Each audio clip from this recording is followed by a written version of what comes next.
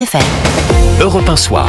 19h-21h, Pierre de Villeneuve. Avec mes camarades de la première heure d'Europe 1 Soir. Bonsoir Catherine Ney. Bonsoir La Pierre. chanteuse Catherine Ney qui... Bah oui, vous aimez bien un petit peu chanter, comme ça, non ? De temps en temps. Catherine Ney, grande voix d'Europe 1 qui chante de temps en temps. Olivier d'Artigol, bonsoir. Bonsoir Pierre. Je vois que vous êtes de marbre, ça fait rire personne ma petite vanne. C'est pas grave, Éric Woerth est là avec nous. Bonsoir. Bonsoir Éric Woerth, député Renaissance de l'Oise. On se souvient... Et ça tombe bien que vous avez été ministre du budget. François Bayrou appelle à faire des économies, que tous les Français doivent faire des économies. Plan qui sera détaillé au mois de juillet. Est-ce qu'on a une petite idée de comment se feront ces économies ? Alors non, le Premier ministre n'a pas dit grand-chose sur le contenu. Je pense qu'il va présenter les choses d'une manière globale. Je ne sais pas sur quoi ça portera. Il a chiffré, il a indiqué 40 milliards d'économies. Ça fait longtemps qu'on donc chiffre c'est pas à 40. une augmentation. Oui, mais c'est 40 pour l'année 2026. Il faut que ce soit 40 aussi pour l'année 2027. Au moins.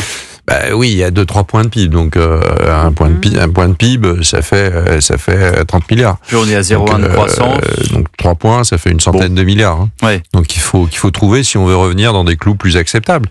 Après, ça passe. Est-ce que ça veut dire qu'on va payer des impôts en plus ? Mais j'espère pas, parce qu'il a bien indiqué qu'on paierait pas d'impôts supplémentaires. On a déjà, enfin, tout le monde répète ça en boucle, parce que c'est vrai, le niveau d'imposition, on a déjà utilisé jusqu'à la corde, hein, l'imposition. Oui, mais quand bien même, à chaque fois on dit ça, et puis à chaque fois on arrive quand même à rajouter des impôts supplémentaires. C'est vrai, vous n'avez pas tort. Ou des impôts déguisés. C'est souvent d'ailleurs pour peu de temps. Le peu de temps durant beaucoup. Écoutez, en tout cas, l'effort il doit porter sur la dépense. Ça veut pas dire ça veut dire moins de dépenses, mais ça veut dire aussi mieux de dépenses. C'est-à-dire qu'on voit bien que les Français sont en plus en général plutôt insatisfaits, même du modèle social. On dépense beaucoup d'argent dans le domaine social et les Français sont pas 900 heureux. milliards par an de dépenses sociales. C'est bien plus que le budget de l'État, et ce budget, il est alors c'est à la fois la sécurité sociale plus les dépenses sociales qui sont dans le budget des collectivités ou dans le budget. Bon, tout ça fait beaucoup d'argent et on n'a pas le sentiment que ça rend la France plus heureuse, même si on a un pays très redistributeur. Personne ne le croit en fait.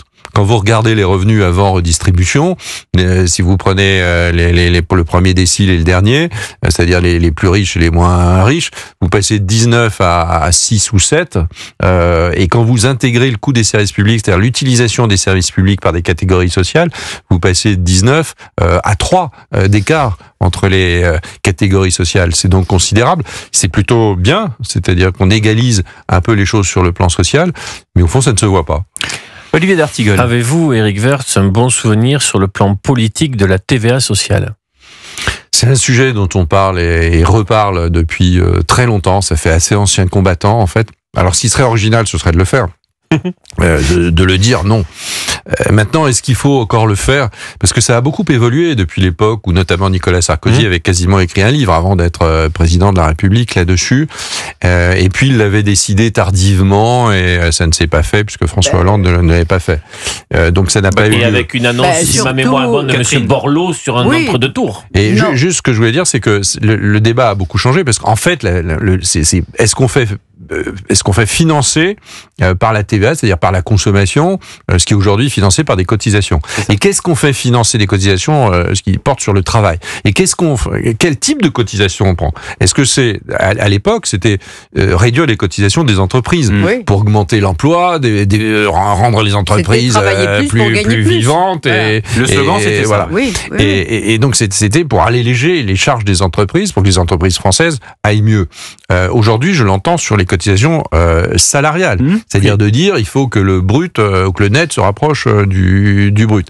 Et par ailleurs, les cotisations sociales aujourd'hui ne financent qu'une partie des questions sociales. Et même de la sécurité sociale. Il y a beaucoup de TVA qui a été déjà transférée. Il y a déjà 8% peut-être sur les dépenses sociales qui sont financées par la TVA. La CSG finance beaucoup. Donc c'est 30-40% qui sont financés aujourd'hui, non plus par le travail, mais déjà par la fiscalité. Donc ce n'est plus tout à fait la même ambiance. Parce qu'on entend tout sur la TVA. On entend que c'était un impôt injuste. Le patron du MEDEF a dit hier que, après tout, c'était quand même aspiré beaucoup par les entreprises. Donc les Français n'y comprennent pas grand-chose sur la TVA. En tout cas, c'est un sujet très chaud. Oui, ça, je le confirme. Puisque l'idée générale qu'ont les Français, c'est que si on augmente la TVA, on augmente les prix. Ouais. Alors évidemment, dans ce cas-là, vous baissez des cotisations salariales, donc vous augmentez de facto les salaires. Mais si vous augmentez les prix quasiment d'autant, ça vous vaut pas vraiment la peine. Maintenant, beaucoup d'économistes disent, et sans doute ils n'ont pas tort, c'est que ça augmente moins les prix aujourd'hui qu'auparavant. C'est moins réactif au prix. Entre nous, on ne le saura que si on le fait. Mais je pense qu'il y a bien mieux à faire, parce que ce n'est pas une réduction de la dépense. C'est une restructuration des recettes fiscales et sociales. Donc c'est autre chose. C'est un autre sujet. Le sujet, il est comment on fait pour restructurer la dépense publique. Comment on fait pour loger plus de dépenses d'investissement. Et Dieu sait qu'on en a besoin quand on a trop de dépenses de fonctionnement. Mais c'est ce que j'allais vous dire, parce que en fait, on dit quoi aux Français? On dit on a besoin de tant d'argent, donc vous allez faire avec. C'est-à-dire qu'on leur prend des impôts, on leur dit tant pis pour vous, vous allez faire avec. Pourquoi est-ce qu'on n'inverserait pas les rôles? Je crois d'ailleurs qu'il y a une proposition d'Aurore Berger là-dessus, où elle demande de prendre 5%, d'amoindrir de 5% la dépense publique. Moi je dirais plutôt 30%, mais enfin bon, commençons par 5%, et on dirait à l'État, voilà, vous allez faire avec, comment faites-vous? Et puis vous-même, Éric Woerth, vous avez l'an dernier remis au gouvernement un rapport sur les finances locales. Comment est-ce que les collectivités locales peuvent réduire la dépense publique? Parce que je pense que les coups de rabot, en fait, ça marche pas. C'est-à-dire qu'on peut toujours dire, le président peut dire 5% de moins, le Premier ministre dit 5% de moins à ses ministres, et puis l'administration, tout le monde fait 5% de moins. En fait, ça marche pas. Mais la lime à ongles, parce qu'il faut choisir. Parce qu'il y a beaucoup de dépenses. La lime à ongles non plus, c'est vrai. Mais s'il y a beaucoup de lime à ongles, ça peut fonctionner. C'est peut-être parfois mieux que la tronçonneuse, surtout quand elle tombe en panne. Moi, je pense que utilisez l'image ce que vous voulez, mais en attendant, pourquoi est-ce qu'on n'inverserait pas les rôles? Vous avez beaucoup de dépenses qui sont des dépenses de guichet. Qu'est-ce que vous appelez des dépenses de guichet? Vous vous présentez ou on dépense. Vous êtes malade, vous vous présentez, on va pas vous dire, attends, Toto, t'es gentil, mais c'est moins 5%, donc ça se termine à peu près. Tu peux être malade jusqu'au 30 novembre. À n'importe quelle administration. Jusqu'au 30 novembre. Ouais. Et alors, au 1er décembre, c'est fini, il faudra que tu reviennes l'année prochaine. Ça marche pas. Les dépenses de chômage, les dépenses d'allocation familiale, le RSA, les APL, etc. Non, ça veut dire simplement que notre modèle social, sans doute, il est totalement dispersé, il y a trop d'allocations de toute nature, et que probablement ceux qui devraient réellement être aidés puissamment ne le sont pas assez, et puis parfois ceux qui le sont n'ont pas vraiment besoin de l'être. Sur les coups de rabot, donc c'est ça le sujet, ça demande beaucoup de courage. Monsieur Woerth, sur les coups de rabot, Olivier d'Artigol, on découvre que l'ambulatoire dans l'hospitalier, le fait de faire un aller-retour sur une journée et de ne pas avoir une nuitée à l'hôpital, a fait exploser les dépenses du transport sanitaire. Il y a des effets parfois que... Il y a des effets collatéraux, oui. Mais probablement, ça coûtait moins cher de faire du transport bien fait, correctement, pour ceux qui en ont vraiment besoin, en jouant aussi quand même sur la solidarité familiale. Ça doit être exceptionnel, on voit ce qui se passe avec les taxis. Est-ce qu'il y a une voie de passage parlementaire pour voter un budget à l'automne prochain avec ces 40 milliards en moins? Mais il y a de moins en moins de monde qui a du courage en politique. C'est-à-dire d'affronter à un moment donné des décisions impopulaires, mais dont il faut en être sûr. Ça vous le dites pour tous les partis? Oui, globalement. Y compris pour le vôtre? Oui, y compris pour le mien. Oui. Et le courage en politique, ça veut dire que je vais accepter d'affronter une impopularité. Mais vous faites pas ça par instinct suicidaire. Vous faites ça parce que vous pensez que c'est l'intérêt général. Donc, faut être bien sûr de ce qu'on fait. Ça doit être construit, ça doit être expliqué. Mais à ce moment-là, les Français, ils peuvent comprendre. Il faut juste un peu de temps. Ça veut pas dire qu'ils seront d'accord. Mais vous pouvez comprendre qu'à un moment donné, vous avez besoin, si vous voulez un peu être souverain, être libre, et sur le plan militaire sans doute, mais aussi sur le plan financier. 19h26, on marque une pause, Éric Woerth, on vous retrouve dans un instant dans Europe 1 Soir à Actualité. Europe 1 Soir. 19h, 21h, Pierre de Villeneuve. Avec Catherine Ney, Olivier d'Artigol et notre invité, l'ancien ministre et député Renaissance de l'Oise, Éric Woerth. Vous l'avez entendu comme moi, sondage CSA pour Europe 1 CNews, le journal du dimanche. 92% des Français estiment que c'est à l'État de réduire son train de vie et non le contraire. On parlait de ce rapport que vous avez rendu aux collectivités locales. Pour les collectivités locales, il y a 60 000 agents de la fonction publique effectifs dans les collectivités locales en plus, alors que justement on a demandé de dégraisser. Qu'est-ce qui se passe? Qu'est-ce qui ne va pas, Éric Woerth, dans tout ça? Mais les Français, 92%, ça fait beaucoup. Hein, les Français ont raison. Il faut que c'est à l'État de le faire. Mais l'État, c'est eux-mêmes. C'est nous tous.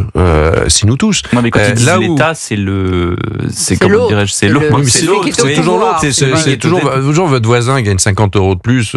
C'est pas bien. Il est riche. Vous avez toujours l'idée que c'est pas vous. Mais l'État, c'est l'éducation nationale, c'est l'hôpital. Mais il n'y a pas que ça. Il y a aussi, vous le savez comme moi, mais il n'y a pas que ça. Il y a des fonctionnements dans les collectivités. Il y a 36 000 communes. Nos voisins européens en ont beaucoup moins. Je pense qu'en rapprochant la dépense, c'est-à-dire la responsabilité de la dépense du citoyen, il peut être plus à même de la contrôler.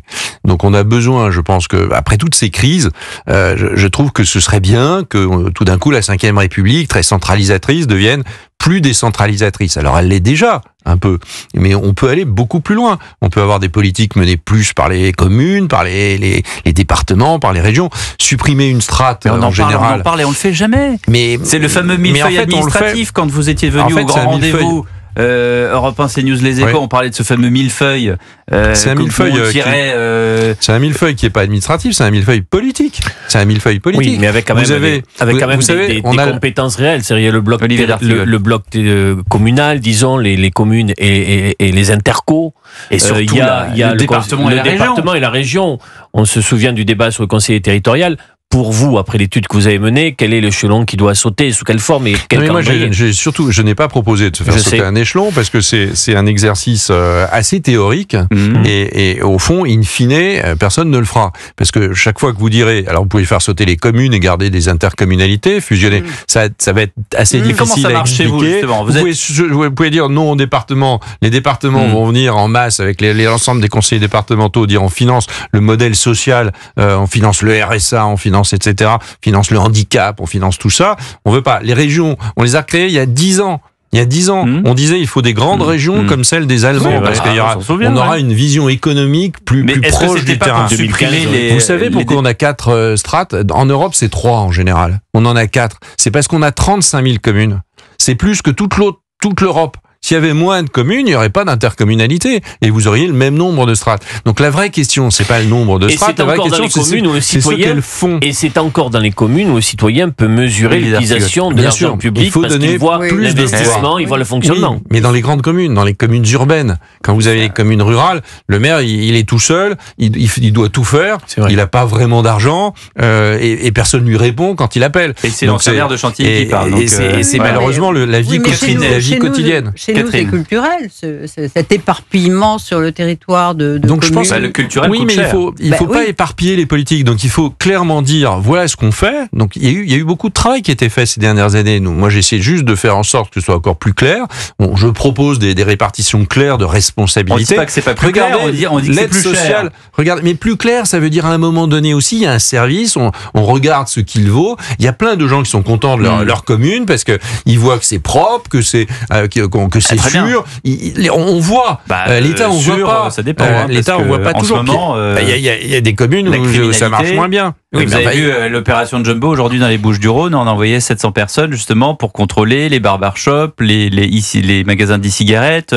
Mais ça peut pas relever des communes. Évidemment, ça relève de la responsabilité d'assurer la sécurité par l'État entre la sécurité et les justices. C'est plus sûr. Ben non, c'est pas plus sûr. Quand vous avez une police municipale qui tourne, quand vous avez une police municipale qui va rencontrer les commerçants, quand vous avez une police municipale qui décrypte un peu mieux les liens locaux pour saisir le parquet, pour faire ci. Enfin, tout ça est très très important. Donc, ce que je veux dire, c'est qu'il faut rapprocher beaucoup de décisions de nos concitoyens et clarifier au fond le financement de tout cela. C'est un peu les propositions. En attendant, sur les autres rangs des députés, certains critiquent. Jean-Philippe Tanguy, député RN, il était ce matin sur Sud Radio et il brandit quoi ? La censure.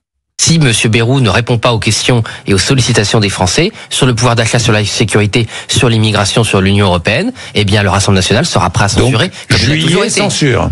Et on va pas censurer pour censurer. Il faut quand même que M. Bayrou commette une erreur ou ne traite pas les problèmes. Vous demandez la dissolution, là?